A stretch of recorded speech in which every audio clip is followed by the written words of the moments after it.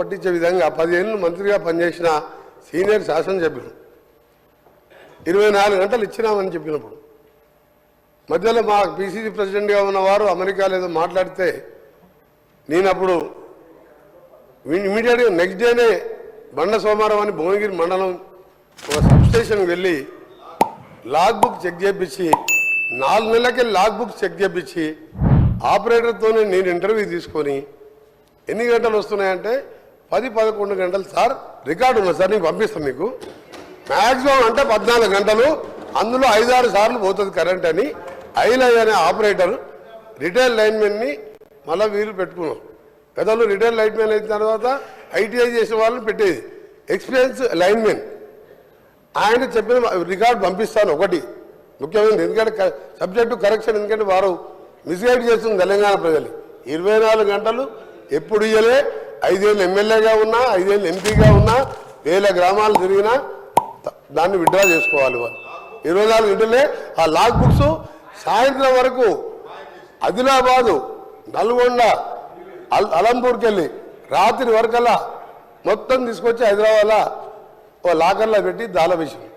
ఎందుకంటే ఆయన ప్రూవ్ అవుతుంది కదా అధ్యక్ష. నేను వీడియో మీకు పంపిస్తా, మీరు వీడియో ప్లే చేయండి అసెంబ్లీలో. అందుకనే దయచేసి గౌరవ సభ్యులకు మీ మీద గౌరవం ఉన్నది, మీరు దాన్ని విత్డ్రా చేసుకోండి. రెండోది అధ్యక్ష, రైతు బంధు గురించి వాళ్ళు మాట్లాడుతున్నారు. నేను ఇంతకుముందు ఇంటర్వ్యూ అయ్యాను, ఇప్పుడు మిస్గైడ్ చేసింది కాబట్టి నేను తర్వాత మాట్లాడదాం అనుకున్నా. రెండో అధ్యక్ష, ఎలక్షన్ల ముందు ఓఆర్ఆర్ అమ్మిన రోడ్లతోని వచ్చిన 7,000 కోట్లతోని ఒక ఇన్స్టాల్మెంట్ వేసి సబ్జెక్టు రైతులకు సంబంధించి వారు మాట్లాడింది. రెండవది ఎక్సైజ్ టెండర్స్ ఒక 1 ఇయర్ తర్వాత పెట్టే టెండర్స్ని 2,000 కోట్లు అన్ఎంప్లాయ్మెంట్ యూత్ దగ్గర సార్, వాళ్లకు అన్ఎంప్లాయ్మెంట్కు వేరే దారి లేక 2 లక్షల ఫీజు పెట్టి 2,000 కోట్లు నాన్ రిఫండబుల్ వసూలు చేసారు. ఎక్సైజ్ టెండర్లు ఫైనల్ చేసారు. ఆ డబ్బులే చేసారు. అదే నేను వాస్తవం చెప్తున్నా, రైతుల గురించి మాట్లాడుతున్నా. మధ్యలో గౌరవ సభ్యులు నా పేరు కూడా తీసుకున్నాం సార్. ఇంకొకటి సార్, మన గోరంటే వెంకయ్య గారు చెప్పింది అంతే. ఒకటే ఎగ్జాంపుల్, నల్గొండ జిల్లాకి వెళ్ళాం.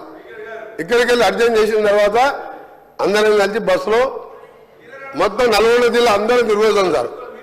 నల్గొండ జిల్లాలో ఒక్క కొత్త ఎకరానికి ఆయకట్టు 10 ఏళ్లలో ఇచ్చినట్టు రుజువు చేస్తే నేను ఇక్కడి నుంచి రాజీనామా చేసి రాజకీయాలు బంద్ చేసుకొని, అంటే నల్గొండ జిల్లా కూడా తెలంగాణలోనే ఉంది సార్ మొత్తం కానీ సార్. నేను చాలా సీరియస్గా చెప్తున్నా.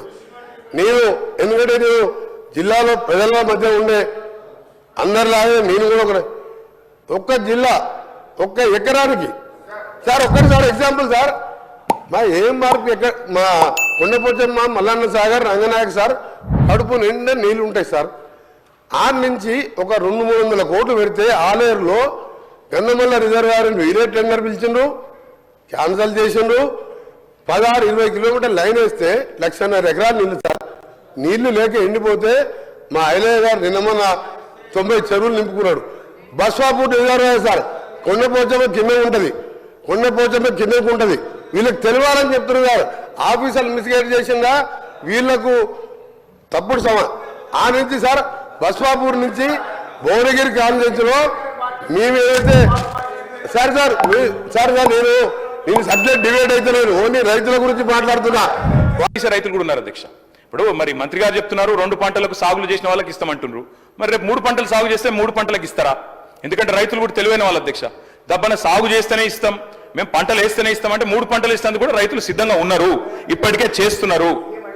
ముఖ్యమంత్రి గారు కూడా గతంలో ఆనాడు ప్రతిపక్ష నాయకుడిగా 2 పంటలకు ఎందుకు ఇస్తారు, 3వ పంటకు ఎందుకు ఇయ్యారు, బరాబర్ ఇయ్యాల్సిందే అని కూడా మాట్లాడినారు. కాబట్టి అది కూడా పరిగణలోకి తీసుకోవాలి అధ్యక్ష.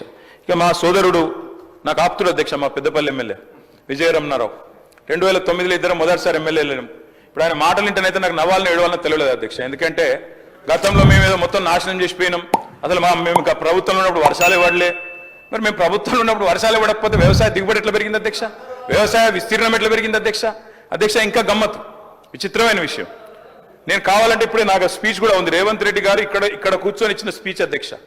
ఆనాడు కాంగ్రెస్ ప్రభుత్వ హయాంలో రైతుల పరిస్థితి ఏంది, కరెంటు పరిస్థితి ఏంది, నీళ్ల పరిస్థితి ఏందని రేవంత్ రెడ్డి గారు ఇక్కడ నించొని ఇచ్చిన స్పీచ్ అధ్యక్ష.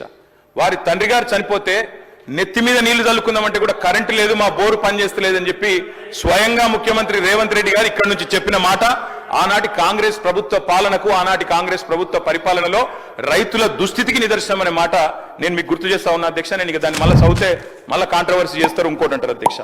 అధ్యక్ష, వాస్తవం తెలంగాణ రాష్ట్రం ఏర్పడ్డది 2014 ముందు. నేను ఒక్కరిని నిందిస్తలేను అధ్యక్ష. ఆనాడు వెంకటరెడ్డి గారినో లేదా ఇంకోరినో నిందించట్లేదు. కేవలం ఆనాటి పరిస్థితులు మాత్రం చెప్పే ప్రయత్నం చేస్తా ఉన్నా అధ్యక్ష. ఉమ్మడి రాష్ట్రంలో ఎద్దు ఏడ్చింది, తప్పకుండా వ్యవసాయము ఏడ్చింది. ఎద్దు ఏడ్చిన వ్యవసాయం బాగుండదంటారు. నిజంగా కూడా ఆనాడు చాలా దారుణమైన పరిస్థితి ఉండేది అధ్యక్ష. సాగు సంక్షోభంలో మునిగింది, అన్నదాత వెన్ను విరిగిన మాట వాస్తవం.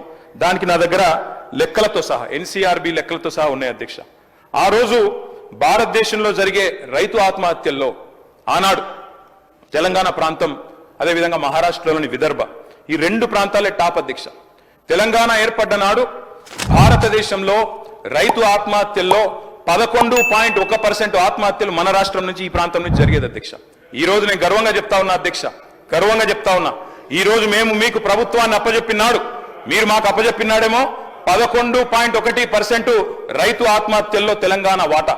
మేము మళ్ళీ తిరిగి మీకు అప్పజెప్పినాడు భారతదేశంలోనే అత్యల్పంగా 1.5%తో మీకు అప్పజెప్పినాం, రైతు ఆత్మహత్యలు తగ్గించినాం అనే మాట నేను గర్వంగా చెప్తా ఉన్నా అధ్యక్ష. దానికి కూడా ప్రామాణికం రేవంత్ రెడ్డి గారు అధ్యక్ష. ఇది ఆయన అడిగిన ప్రశ్న. ఆనాడు పార్లమెంట్ సభ్యుడిగా పార్లమెంట్లో రేవంత్ రెడ్డి అడిగిన ప్రశ్న చదువుమంటే చదువుతా అధ్యక్ష.